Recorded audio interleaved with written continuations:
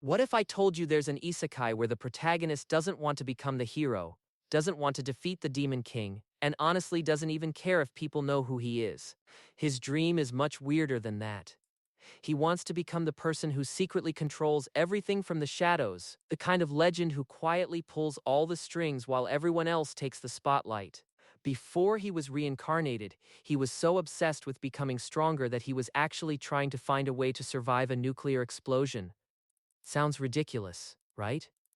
But while chasing that impossible dream, he dies and gets reincarnated into a fantasy world where magic exists. Suddenly, becoming the ultimate eminence in Shadow doesn't seem impossible anymore. He creates the identity of Shadow, builds an organization called Shadow Garden, and even invents a story about an evil cult just because it sounds cool. The craziest part is that the stories he makes up somehow turn out to be completely real, and without even realizing it, Sid ends up becoming one of the most important people in that world.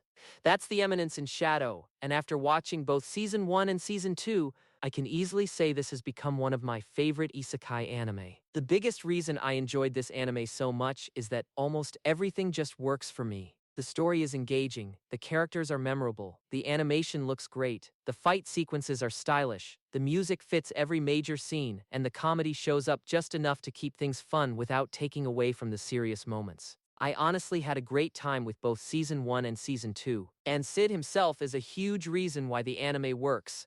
Unlike most isekai protagonists, he isn't trying to save the world or become famous. In fact, he deliberately acts like a completely average background character whenever he's not playing the role of Shadow. Then, the moment it's time to make a dramatic entrance, he goes all in.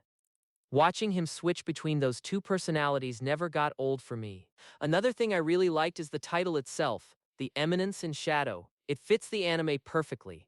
After finishing both seasons, I honestly can't think of a better name because everything revolves around Sid chasing that exact dream. And then came the ending of Season 2. I genuinely did not expect that twist.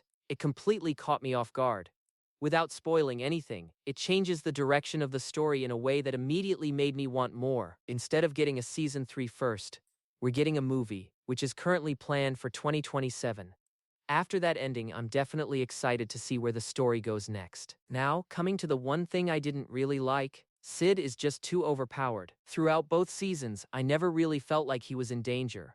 Whether it's fighting, making plans, predicting situations, or adapting to unexpected events, everything works out in his favor. Because of that, I never found myself wondering if he could actually lose. I think the anime would have been even more exciting if there were enemies capable of pushing him to his limits, or if Sid wasn't quite as powerful right from the beginning.